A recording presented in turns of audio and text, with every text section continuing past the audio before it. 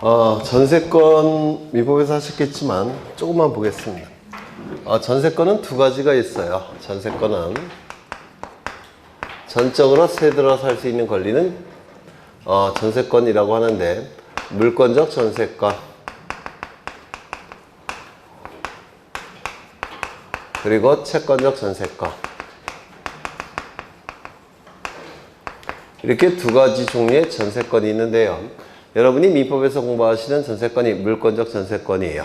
그래서 이 물권적 전세권은 전세권 설정 계약이 체결돼야 되고, 그리고 전세금이 지급이 돼야 됩니다. 그리고 전세권 설정 등기까지 갖추게 되면 물권이 되죠. 등기까지 갖췄으니까 이걸 물권적 전세라고 부르고요. 이 채권적 전세권은 전세권 설정 계약 체결되고 전세금 지급되고 등기를 갖추지 않은 상태입니다. 이걸 채권적 전세라고 불러요. 그래서 일반인들이 아파트 전세 산다 할 때는 등기 안 해주죠. 따라서 그걸 채권적 전세권이라고 부릅니다. 등기를 해주지 않기 때문에 이 채권적 전세권은 법적 성질이 임차권에 불과합니다. 임차권이에요. 그래서 임차권의 적용을 임대차 보호법에 적용을 받습니다. 효력도 차이가 나타납니다. 물권적 전세권은 용의 물건이 주된 성질이면서 담보 물권적 기능이 있죠. 그래서 전세권 소멸되었을 때 전세금 반환 채권에 대해서 전세 목적물 전부로부터 우선 변제를 받을 권리가 있습니다. 그런데 이 채권적 전세권은 이거는 물건이 아니기 때문에 우선 변제권이 없어요. 즉 담보 물권적 속성이 없습니다. 그래서 이 채권적 전세권은 임차권으로서 보호를 받습니다. 임차권이에요. 그래서 임대차 보호법에 적용을 받습니다. 임대차 보호법에. 우리가 이 채권적 전세도 둘로 나눠지는데요. 온전세가 있고, 그 다음에 반전세가 있죠. 그럼 이 온전세는 뭐냐면 전세금 10억, 등기는 갖추지 않는 겁니다. 온전세권이라고 불러요. 반전세는 전세금 2억에 월세 100만 원. 이게 반전세라고 불러요. 반전세권. 그러면 이때 이 온전세권, 반전세권, 임차권이라고 했죠. 그러면 임차권 등기는 가능합니다. 임차권이니까 임차권 등기는 가능해요. 그러면 임차권 등기에서 차임이 필요적 기록사항이죠. 그리고 범위도 필요적 기록사항이죠. 차임과 범위가 필요적 기록사항이라고 했습니다. 그러면 이 온전세의 경우에는 차임이 있습니까? 없습니까? 그러면 여기 보시면 여기는 차임이 있습니까? 없습니까? 있어요? 없어요? 있죠. 차임이 뭡니까? 이거죠. 월세. 따라서 이건 반드시 임차권 등기에 기록을 해야 됩니다. 맞아요. 그러면 이거는 반드시 기록할 필요가 있습니까? 없습니까? 없어요. 반드시 기록할 필요는 없습니다. 당사자 합의를 통해서 기록할 수도 있어요. 임의적 기록상, 이거는 필요적 기록상 이렇게 바뀝니다. 이거 이해가 되실까요? 이거는 필요적 기록상, 임차권 등기에 있어서 필요적 기록상, 이거는 임의적 기록상입니다. 되셨나요? 그러면 이건 어떨까요? 온전세, 이거는 차임이 있습니까? 없습니까? 없어요. 그런데 임차권 등기에서 차임은 반드시 기록하라고 했잖아요. 그러면 차임이 없는 임차권 등기가 있습니까? 없습니까? 없어요. 차임이 없는 임차권 등기는 없습니다. 그럼 이건 도대체 어떻게 해야 될까요? 네? 이걸 기록하는 겁니다. 임차보증금을. 이유는요, 아까 전세권 설명드릴 때 설명을 드렸는데, 이게 온전세 같은 경우는 이 보증금, 임차보증금이죠. 여기 나오는 이자가 차임의 역할을 수행하는 겁니다. 이자가. 따라서 차임이 별도로 없을 때는 보증금을 반드시 기록해야 됩니다. 다시요. 차임이 있다고 한다면 차임이 필요적 기록사항이에요. 그런데 차임이 없는 경우에는 보증금이 필요적 기록사항이 됩니다. 그 이유는 여기 나오는 이자가 차임의 역할을 수행하기 때문에 그렇습니다. 이거 이해가 되셔요? 되셨죠? 네. 그래서 임차보증금은 등기부에 등기가 가능하지만 온전세의 경우에는 어떻다고요? 필요적 기록사항, 반전세의 경우에는 임의적 기록사항으로 바뀝니다. 이렇게 달라지게 됩니다. 그럼 지문을 다시 보시면 임차권 설정 등기할 때 등기원인의 임차보증금이 있는 경우 그 임차보증금은 등기부에 등기할 사항은 맞습니다. 다만 반전세의 경우에는 뭐죠? 임의적 기록사항. 온전세의 경우에는 필요적 기록상 이렇게 달라지는 겁니다. 그 다음에 4번을 보시면 지상권 설정 등기를 신청할 때 범위가 토지의 일부인 경우 그 부분을 표시한 토지대장을 첨부정보로 등기소에 제공해야 된다. 범위를 표시할 때는 대장을 첨부하는 게 아니라 뭘 첨부하죠? 도면. 맞아요. 건물일 때는 건축물 도면, 토지일 때는 지적도나 임야도, 도면을 첨부할 겁니다. 5번 임차권 설정 등기 신청할 때 차임을 신청 정보의 내용으로 제공해야 된다. 맞죠? 차임은 반드시 제공해야 돼요. 왜요? 필요적 기록사항이니까. 또한 범위도 이번에 개정이 돼서 필요적 기록사항이라고 했죠. 그래서 임차권 등기에서 범위가 필요적 기록사항으로 바뀌었다는 거 올해 나올 겁니다. 꼭 기억해 두셔야 됩니다. 그 다음에 넘어가 보시면 23번 각 권리의 설정 등기에 필요적 기록사항으로 옳은 것을 모두 고른 것은 지상권은 목적과 범위가 필요적 기록사항이죠. 지료는 돈의 의미가 있으니까 임의적 기록상. 니은. 그래서 이 지상권도 민법의 지식을 아시면 쉬운 건데 민법은 지상권은 무상의 원칙입니까? 유상의 원칙입니까? 무상의 원칙이에요. 민법상의 지상권은 무상의 원칙인 겁니다. 그래서 지료가 없는 지상권이 굉장히 많아요. 그게 원칙인 겁니다. 그래서 임의적 기록상이고요. 지역권. 지역권의 필요적 기록상은 뭐죠? 먼저 용익물권이니까 범위. 목적이 정해져 있으니까 목적. 그 다음에 설정 등기할 때는 유역지를 반드시 표시해야 되죠. 그래서 맞는 지문이 됐고. 전세권은요. 전세금 그리고 범위. 전세금과 범위가 필요적 기록상이죠. 임차권은 차임과 뭐죠? 범위. 존속기간은 임의적 기록상. 그 다음에 저당권은 누가 빌려갔는지 채무자. 얼마를 빌려갔는지 채권에. 변제기는 기간의 의미가 있으니까 뭐죠? 임의적 기록상. 맞아요. 그렇죠. 그래서 쉬운 문제죠. 2번이 답이 될 테고요. 24번. 등기제도에 관한 설명으로 옳은 것은 1번. 등기기록이 기록되어 있는 사항은 이해관계인에 한해 열람을 청구할 수 있다.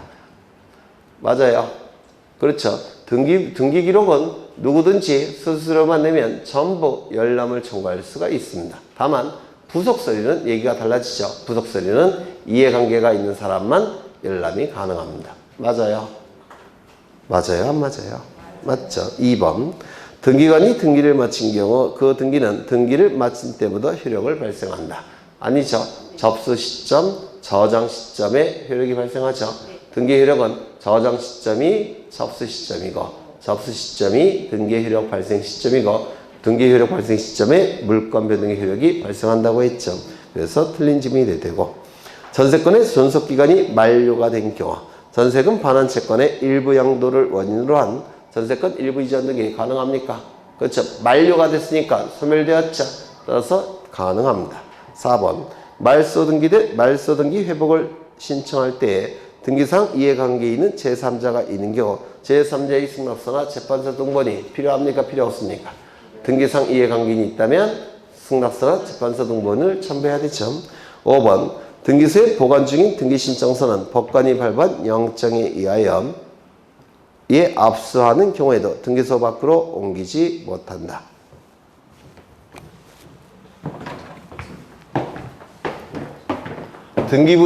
등기소에서 보관하고 있는 자리는 크게 둘로 나눠집니다.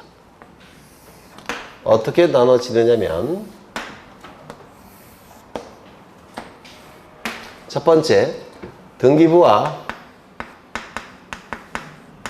등기부의 부속서류. 여기서 부속서류는 광의의 등기부를 얘기합니다. 광의의 등기부. 광의의 등기부는 뭐가 있죠? 신탁원보, 매매목록, 공동담보목록, 공동전세목록, 도면을 얘기해요. 광의의 등기부. 그 다음에 신청서와 기타 서류.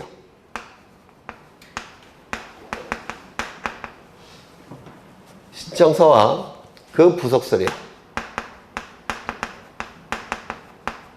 법조문에 이렇게 되어 있으면 똑같은 단어를 써요.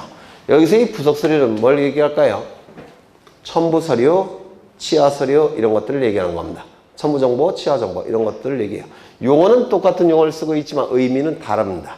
이거는 강의의 등기부, 이거는 신청서와 신청서에 부수되는 서류들, 첨부서류 같은 걸 얘기를 하는 겁니다. 그러면 이러한 서류들을 등기소 밖으로 이동시킬 수가 있느냐. 이게 문제가 된 겁니다. 등기소 밖으로 이동시킬 수가 있느냐. 먼저 전쟁이나 천재지변이 발생했다면 더욱 안전한 장소로 옮겨야 되겠죠. 맞아요. 그러면 등기부와 부속 서류는 등기소 밖으로 옮길 수가 있을 겁니다. 이것도 등기소 밖으로 옮길 수가 있습니다. 맞아요. 이거는 영구 보존 장부들이에요. 이건 5년짜리들입니다. 여튼 더 안전한 장소로 옮겨야 되겠죠. 두 번째, 법원의 명령이나 촉탁을 통해서 법정으로 가지고 올 수가 있느냐. 법원의 명령이나 촉탁을 통해서 법정으로 갖고 올 수 있느냐. 이거는 될까요? 안 될까요? 안 됩니다. 등기부와 등기부의 부속 서류들은 안 돼요. 법원의 명령이나 촉탁이 있다고 하더라도 안 됩니다. 만약에 옮기고 싶다면 국회에서 만든 법률이 필요합니다. 일개 법원 갖고는 안 돼요. 이거는 등기부는 아니죠. 이거는 옮길 수가 있습니다. 세 번째, 검사의 압수수색 영장을 통해서 검찰청으로 옮길 수가 있느냐. 법원도 안 되는데 검사 갖고 되겠습니까? 안 됩니다. 이거는 돼요. 이렇게 됩니다. 그러면 지문을 보시죠. 등기소에 보관 중인 등기신청서는 법관이 발부한 영장에 의하는 경우에도 등기소 밖으로 옮길 수가 있겠죠. 그렇죠. 그 다음에 25번을 가겠습니다. 전세권 등기에 관한 설명으로 옳은 것은 전세권의 이전 등기는 소유자를 기준으로 할 때 몇 번째일까요? 네? 두 번째. 전세권 설정 등기가 첫 번째. 전세권 이전 등기는 두 번째. 무슨 등기? 부기 등기. 2번. 등기관이 전세권 설정 등기를 할 때 전세금을 기록해야 된다. 전세금과 범위를 반드시 기록해야 되죠. 전부일 때는 전부라고 반드시 기록해야 되고, 일부일 때는 구체적인 범위를 남쪽 50제곱미터 이렇게 구체적인 범위를 기록해야 됩니다. 3번. 등기관이 전세권 설정 등기할 때 반드시 존속기간을 기록해야 된다. 기간의 의미가 있는 건 임의적 기록상이죠. 반드시가 틀렸을 테고요. 4번. 건물이 특정 부분이 아닌 지분에 대한 용의권 설정은 가능합니까? 돼요, 안 돼요? 안 되죠. 그러면 공유자 전원이 전세권 설정 등기 해줄 수 있습니까? 이건 가능하다고 했죠. 공유자 전원이 등기임자로서 전세권 설정 등기는 가능하다라고 했고요. 부동산 일부에 대한 전세권 설정 등기 가능합니까? 가능하죠. 네, 쉬운 문제죠. 그래서 우리 등기법은 우리 중개사 시험에서 가장 난이도가 높은 법이라는 평가를 받아요. 그래서 공법보다는 난이도가 사실은 더 높습니다. 공법은 암기사항이 많을 뿐이지 이론적인 내용은 없어요. 그래서 등기법은 가장 이제 난이도가 높은데요. 보통 평균 득점수도 공법보다 훨씬 적어요. 공법보다. 그래서 이 등기법은 어렵다는 평가를 받지만 또한 쉬운 문제도 굉장히 많이 있습니다. 그래서 포기하지 않고 계속 공부하시다 보면 12개 중에서 6, 7개 맞는 데는 전혀 지장이 없어요. 6, 7개가 적은 개수인 것처럼 보이지만 합격자 평균이 4개밖에 안 돼요. 12개 중에서. 그래서 절반 이상은 쉬운 문제로 출제가 되니까 네, 절반을 맞춰도 고득점입니다. 등기법은. 네. 그러면 26번을 보겠습니다. 전세권 등기에 관한 설명으로 틀린 것은 1번. 수기 부동산에 관한 권리를 목적으로 한 전세권 설정 등기 할 수 있습니까? 100번지 토지, 101번지 토지, 102번지 토지 전부 다 전세권 설정해 줄 수 있습니까? 당연히 있죠. 이때 이 목적물이 5개 이상일 때는 뭘 작성해야 되죠? 공동 전세 목록. 맞아요. 5개 이상일 때는 공동 전세 목록을 작성할 겁니다. 그럼 부동산이 수개일 때도 저당권 설정할 수 있습니까? 있겠죠. 5개 이상일 때는 공동 담보 목록을 작성하는 거죠. 누가? 등기관이. 그렇죠. 2번. 공유 부동산의 전세권을 설정할 때는 그 등기 기록에 기록된 공유자 전원이 등기임자이다. 맞습니까? 공유자 1위는 전세권 설정할 수 없지만 공유자 전원이 전세권 설정할 수는 있죠. 전원이 전세권 설정할 때 공유자 전원이 뭐가 되는 겁니까? 등기 의무자. 그렇죠. 등기본인의 위약금 약정이 있는 경우 등기관은 전세권 설정 등기할 때 이를 기록한다. 이 약정사항이 등기부의 등기가 되기 위해서는 반드시 근거 규정이 있어야 되죠. 위약금 약정은 민법에 근거 규정이 있습니다. 등기법에도 근거 규정이 있어요. 따라서 약정 등기 가능합니까? 가능할 겁니다. 언제나 무슨 등기? 부기 등기. 언제나 부기등기. 약정등기는 언제나 부기등기. 4번 전세권이 소멸하기 전에 전세금 반환 채권의 일부 양도에 따른 전세권 일부 이전 등기를 신청할 수 없다. 왜요? 소멸하기 전이라는 표현이 있으니까. 그렇죠. 그 다음에 5번 전세금 반환 채권의 일부 양도를 원인으로 전세권 일부 이전 등기를 할 때는 양도액을 기록한다. 얼만큼 넘겼는지 기록해야 되겠죠. 그래야지만 지분이 결정될 거 아닙니까? 그렇죠. 양도액을 기록해야 됩니다. 27번 저당권 등기에 관한 설명으로 옳은 것은 변제기는 저당권 설정 등기의 필요적 기록상, 임의적 기록상, 임의적 기록상. 기간의 의미가 있는 건 전부 다 임의적 기록상. 2번 동일한 채권에 관해 2개 이상의 부동산의 저당권 설정 등기를 할 때는 공동담보 목록을 작성해야 된다. 2개 이상이 아니라 5개 이상. 맞죠? 그 다음에 3번 채권 일부에 대하여 양도로 인한 저당권 일부 이전 등기를 할 때는 양도액을 기록해야 된다. 그래야지만 지분이 결정되겠죠. 맞아요? 네, 양도액을 기록해야 될 겁니다. 4번 일정한 금액을 목적으로 하지 않은 채권을 담보하는 저당권 설정 등기는 채권 평가액을 기록할 필요가 없다. 이 저당권의 경우 피담보 채권은 반드시 금전 채권이어야 됩니까? 네. 금전 채권일 필요는 없죠. 하지만 금전 이외의 채권일 때는 나중에 경매 절차로 넘어갔을 때 금전 이외의 채권도 배당은 받을 수 있어야 되죠. 따라서 금전 이외의 채권일 때는 반드시 등기부에 채권 평가액을 기록해야 됩니다. 그래야지만 나중에 경매 절차로 넘어갔을 때 배당을 받을 수가 있게 되기 때문에 그렇습니다. 이거 기억하셔야 돼요. 금전 이외의 채권도 피담보 채권이 될 수가 있습니다. 다만 금전 이외의 채권일 때는 등기부에 반드시 채권 평가액을 기록해야 된다는 거 꼭 기억해 두셔야 돼요. 그럴 수밖에 없어요. 나중에 저당권 실행이 되면 경매 절차로 넘어가자 경락대금으로부터 배당을 받아야 되는데 채권 평가액이 기록되어 있지 않으면 배당을 받을 수가 없어요. 채권 평가액을 기록해야 됩니다.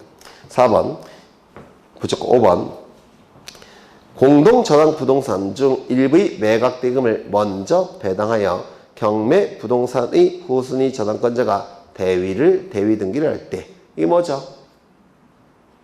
공동저당의 경우 뭡니까? 변제받는 방법이죠.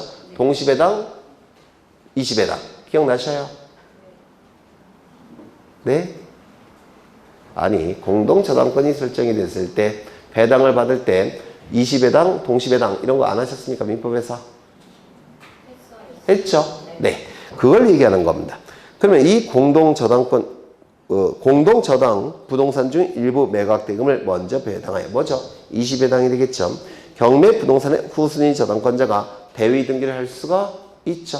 네. 이때 매각대금을 기록할까요? 기록하지 않을까요? 매각대금이 기록돼야지만 그 안분액을 정할 수가 있죠. 안분액이 뭔지 아십니까? 그렇죠. 남는 거. 그렇죠.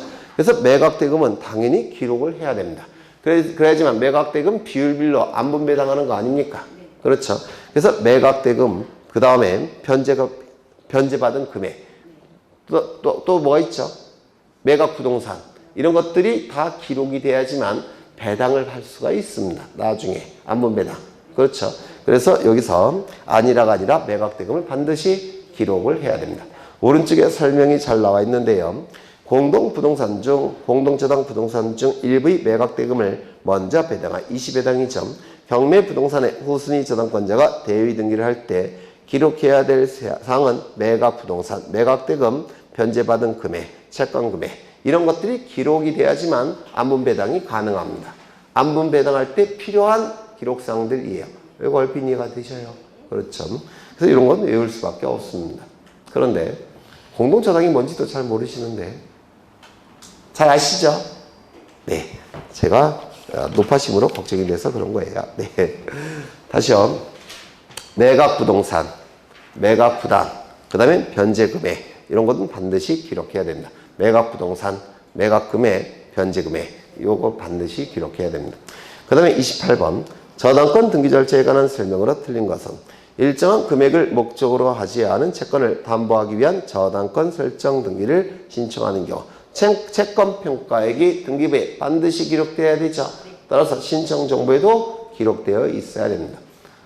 등기부에 반드시 기록돼야 될 내용은 신청정보에도 기록돼 있어야 돼요. 왜냐면 등기관이 하는 역할은 신청정보에 기록된 내용을 가지고 첨부정보를 통해서 확인한 다음에 신청정보의 내용을 등기부에 옮겨 적는 겁니다. 이를 등기를 시행한다 라고 얘기를 해요.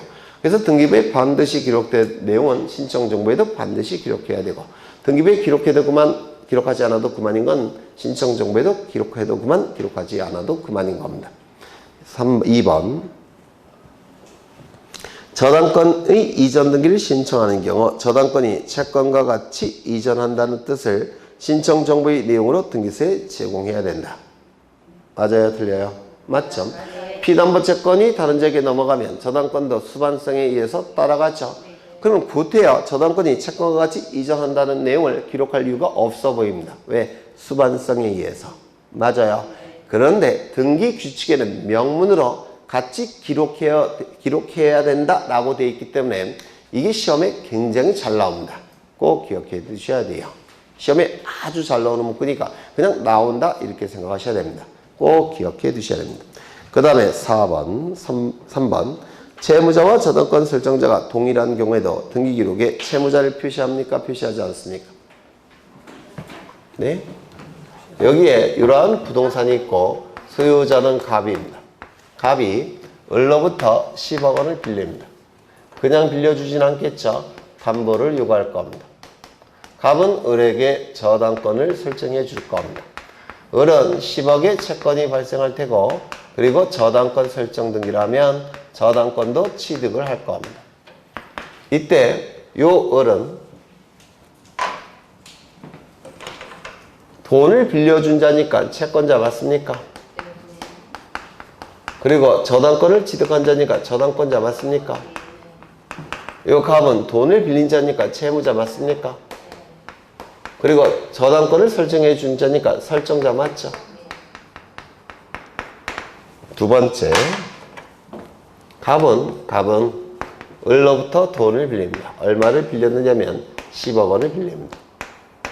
담보를 요구할 테니까 갑은 을에게 담보로서 저당권 설정해야 되는데 부동산이 없어요. 그래서 친구한테 부탁을 합니다. 그래서 친구가 담보로 제공을 했다는 겁니다. 그러면 을은 10억의 채권이 발생할 테고 저당권 설정 등기를 한다면 저당권을 취득하게 될 겁니다. 그러면 을은 채권자 맞습니까? 네. 그리고 갑은 돈 빌린 자니까 채무자 맞습니까? 네. 그리고 병을 뭐라 불러요? 설정자. 민법에서는 물상보증인, 우리 등기법에서는 담보를 제공한 자니까 설정자라고 불러요. 저당권 설정자. 얘는 저당권자. 그런데 이 저당권 설정 등기할 때 반드시 기록해야 될 내용이 두 개예요. 첫 번째, 누가 빌려갔는지 채무자. 두 번째, 얼마를 빌려갔는지 채권에. 이 두 가지를 등기할 때 반드시 기록해야 됩니다. 그런데 이 경우는 채무자와 설정자가 같은 사람이네요. 다른 사람이네요. 그러면 같은 사람일 때는 구태여 채무자를 따로 기록할 필요가 있느냐. 이게 문제가 된 사안인데요. 반드시 기록해야 됩니다. 같은 사람이건 다른 사람이건 반드시 기록해야 됩니다. 이유는 채무자는 돈을 빌린 자, 설정자는 담보를 제공한 자, 의미가 다릅니다. 또한 채무자는 민법의 채권편이 적용되고 설정자는 민법의 물권편이 적용이 됩니다. 적용 법조문도 달라요. 따라서 채무자와 설정자가 같은 사람이건 다른 사람이건 등기부에는 채무자를 반드시 기록해야 됩니다. 등기부에는 채무자를 반드시 기록해야 돼요. 이거 꼭 기억해 두셔야 됩니다. 그 다음에 그러면 채무자와 설정자가 동일한 경우에도 등기기록에 채무자를 반드시 표시해야 된다는 겁니다. 기록해야 됩니다. 맞죠? 그 다음에 4번 세 개의 부동산이 공동담보의 목적물로 제공되는 경우 등기관은 공동담보 목록을 작성해야 된다. 3개가 아니라 5개. 그리고 공동담보 목록, 공동전세 목록, 신탁원보 이런 것들은 예전에는 신청인이 작성해서 등기소에 제출했습니다. 신청인이 만들어서 등기소에 제출을 했어요. 그런데 전산등기부로 바뀌면서 전부 다 등기관이 작성합니다. 이것도 꼭 기억해 두셔야 돼요. 옛날에는 신청인이 작성해서 제출했었는데 지금은 전부 다 누가 작성한다고요? 등기관이 작성합니다. 이거 꼭 기억해 두셔야 돼요. 그 다음에 5번 피담보 채권의 일부 양도를 이유로 저당권 일부 이전 등기할 때 양도에 기록해야지만 지분이 결정되겠죠. 네. 29번 아까 나온 게 또 나왔네요. 갑은 을에게 금전을 대여하면서 그 담보로 을 소유의 A 부동산, B 부동산의 갑 명의로 공동저당권 설정 등기를 하였다. 그 병이 A 부동산에 대하여 저당권 설정 등기를 하였다. 을의 채무 불이행으로 갑이 A 부동산에 대한 담보권을 실행하여 갑의 채권은 완제되었으나 병의 채권은 완제되지 아니하였다. 병이 갑을 대위하여 등기를 하는 경우 병 부동산에 대한 등기기록 사항이 아닌 것은 대위 등기를 하는 경우 기록해야 될 내용은 뭡니까? 네, 배당을 할 때 배당 금액을 즉 안분액을 정하기 위해서 필요한 것들은 반드시 등기부에 기록을 해야 돼요. 그러면 여기서 배당 금액을 정할 때 필요한 것들이 뭐가 있을까요? 채권액, 매각대금, 부동산, 변제받은 금액 이런 것들은 안분액을 정할 때 필요한 것들이죠. 맞아요. 존속기간은 안분액 정할 때 필요할까요? 필요 없을까요? 필요 없죠. 네. 민법에서는 어떻게 나옵니까? 안분액을 구하는 문제가 나오겠죠. 잘 구하셔요. 뭐 어려운 게 있나? 부동산의 매각대금에서 그 매각대금이 차지하는 비율 곱하기 채권액 이렇게 구하는 거 아닙니까? 맞죠, 선생님? 네, 뭐 어려운 것도 아닌데 안 해보셔서 그러셔요. 뭐 어렵지 않습니다. 네. 할까 말까 고민 중인데 네, 민법의 내용이니까 민법. 네, 30번을 보겠습니다. 담보권 등기에 관한 설명으로 옳은 것은 1번 일정한 금액을 목적으로 하지 아니한 채권을 담보하기 위한 저당권 설정 등기는 불가능하다. 또 나왔네요. 중요한 것일수록 이렇게 반복이 됩니다. 금전 채권일 필요가 있다 없다? 없다. 금전 이외의 채권도 피담보 채권이 될 수가 있습니다. 다만 반드시 뭘 기록해야 된다고요? 채권 평가에. 그래야지만 배당을 받을 수가 있기 때문에 그렇습니다. 2번 채권자가 수인인 근저당권 설정 등기를 할 경우 각 채권자별로 채권 최고액을 구분하여 등기부에 기록한다. 이것 좀 보겠습니다.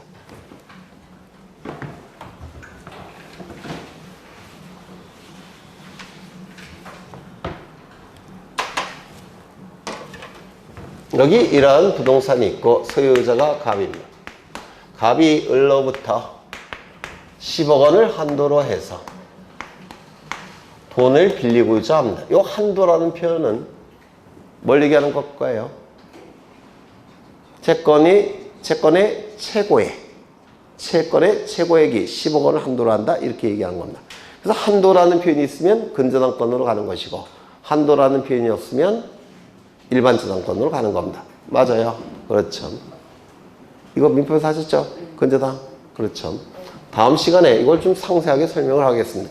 근저당권은. 네. 그러면 담보를 제공할 겁니다. 이때 설정되는 게 뭐죠? 근저당권이 설정이 될 겁니다. 이 근저당권이 설정되기 위해서는 첫 번째, 근저당권 설정 계약이 필요하죠. 맞습니까? 두 번째, 근저당권 설정 등기가 필요합니다. 그러면 채권 최고액이 발생을 할 테고 그리고 근저당권을 취득하게 될 겁니다. 이때 이 근저당권 설정 등기할 때 반드시 기록해야 될 내용은 뭐냐면 첫 번째, 이 근저당권은 일반 저당권과 다르죠. 따라서 근저당권이라는 표시를 해줘야 돼요. 근저당권이라는 뜻. 이게 별게 아니라 일반 저당권은 저당권 설정 이렇게 표시하지만 근저당권은 근저당권 설정 이렇게 표시를 해야 된다는 겁니다. 두 번째, 누가 빌려갔는지 채무자. 세 번째, 얼마를 한도로 빌려갈 수 있는지 채권 최고액. 요 세 가지가 등기부에 반드시 기록이 돼야 됩니다. 반드시. 요거 되셨을까요? 되셨죠? 세 가지가 뭐라고요? 근저당권이라는 뜻. 그 다음에 채무자. 그리고 채권 최고액. 요 세 가지를 반드시 기록해야 된다. 만약에 지상권에 대한 근저당권, 전세권에 관한 근저당권이라고 한다면 지상권, 전세권도 표시를 해줘야 될 겁니다. 그렇겠죠? 네. 제가 이전에 설명드린 거예요. 똑같아요. A와 B가 사업을 하고자 합니다. 형제간인데 사업을 하고자 해요. 대학 졸업한 지가 얼마 안 되니까 돈은 없어요. 따라서 은행으로부터 빌리고자 합니다. 얼마를 빌리고자 하느냐면 10억 원을 빌리고자 합니다. 10억 원을. 10억 원을 한도로 해서 돈을 빌리고자 합니다. 그러면 담보를 요구하겠죠. 맞습니까? 담보를 요구할 겁니다. 이때 돈을 빌리는 계약을 체결하는데요. 이거를 기본계약이라고 불러요. 기본계약이라고 부릅니다. 그래서 장래 증감 변동하는 채권을 발생시키는 계약, 계속적 공급계약, 당좌대여계약 이런 것들을 기본계약이라고 부릅니다. 다음 주에 다시 상세하게 설명을 할 거예요. 그러면 이때 이 계약서에 뭐라고 기록되어 있냐면 A는 7억 원을 변제하기로 하고 B는 3억 원을 변제하기로 계약서에 썼다는 겁니다. 계약서에. 이걸 뭐라고 부르냐면 분할채무라고 불러요. 그래서 요 A는 7억 원을 한도로 변제하기로 하고 B는 3억 원을 한도로 변제하기로 계약서에 썼다는 겁니다. 그러면 담보를 요구할 테니까 건전한권을 설정하겠죠. 맞습니까? 건전한권을 설정해야 될 겁니다. 이 건전한권을 설정하기 위해서는 건전한권 설정 계약이 체결돼야 되고 그리고 건전한권 설정 등기가 실행이 돼야 될 겁니다. 이 건전한권 설정 등기할 때 반드시 기록해야 될 내용은 먼저 건전한권이라는 뜻. 맞죠? 두 번째, 돈을 빌려간 자, 채무자. 누굽니까? A와 B. 세 번째, 뭘 기록해야 되죠? 채권 최고액. 요 세 가지를 반드시 기록을 해야 됩니다. 그런데 이 채권 최고액은 A가 10억 원을 한도로 책임지기로 하고 B가 3억 원을 한도로 책임지기로 했다는 겁니다. 맞아요? 맞아요? 안 맞아요? 맞죠? 그러면 A 10억 원을 한도로 B는 10억이 아니라 7억 원을 한도로 B는 3억 원을 한도로 이렇게 기록할까요? 기록하지 않을까요? 건전한권 설정은 이렇게 하죠. AB는 아직 어리니까 부동산이 없어요. 그래서 아버지한테 부탁을 합니다. 그래서 아버지가 이렇게 건전한권을 설정을 했다는 겁니다. 이렇게. 네. 그러면 이렇게 기록할까요? 기록하지 않을까요? 잘 따져보셔요.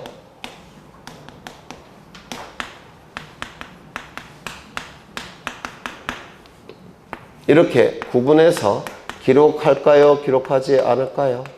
기록하지 않습니다. 그 이유는 이 건전한권의 통일성 중에서 하나가 뭐냐면 불가분성이라는 게 있습니다. 따라서 전액이 변제되지 않는 한 이 건전한권은 하나가 살아있는 겁니다. 왜? 쪼갤 수가 없으니까. 맞아요. 그럼 전액이 변제되지 않는 한 건전한권은 쪼갤 수가 없으니까 건전한권 하나가 살아있다고 한다면 이렇게 나누는 것은 의미가 있을까요? 없을까요? 없습니다. 따라서 채권자가 수인이거나 채무자가 수인일지라도 채권 최고액을 구분해서 기록하지 않습니다. 불가분성 때문에 그래요. 이거 이해가 되실까요? 네. 두 번째, 채무자를 기록해야 되는데 채무자는 누굴까요? A와 B겠죠? 맞아요. A와 B가 될 겁니다. 그런데 이때 A와 B는 7억 원을 한도로 변제하기로 하고 B는 3억을 한도로 변제하기로 한다면 분할 채무자라고 부릅니다. 근데 이럴 수도 있습니다. A가 10억 원을 한도로 책임지기로 하고 B도 10억 원을 한도로 책임지는 경우가 있습니다. 계약서 쓸 때. 이걸 뭐라고 부르냐면 연대채무라고 불러요. 연대채무라고 부릅니다. 그래서 채무자 1인이 전액을 변제할 책임이 있을 때 이를 연대채무라고 부르는데요. 이 A, B에게 연대채무자 A, B 또는 분할채무자 A, B 이렇게 기록할 이유가 있을까요? 없을까요? 없습니다. 왜냐하면 이것도 불가분성 때문에 그렇습니다. 이 채무자는 분할채무건 연대채무건 이 건전한권은 쪼개질 수가 없기 때문에 즉 불가분성에 의해서 연대채무자건 분할채무자건 근저당권의 입장에서는 의미가 있습니까? 없습니까? 없어요. 채권자의 입장에서는 의미가 있습니다. 하지만 저당권자의 입장에서는 전혀 의미가 없습니다. 불가분성 때문에.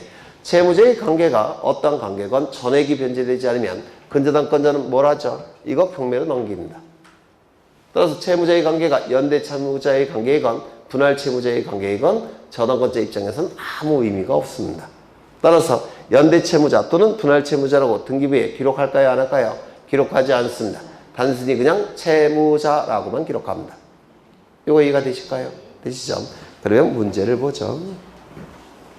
2번 채권자가 수인인 근저당권 설정 등기를 하는 경우 각 채권자별로 채권 최고액을 구분하여 등기부에 기록한다 안 한다? 기록하지 않습니다.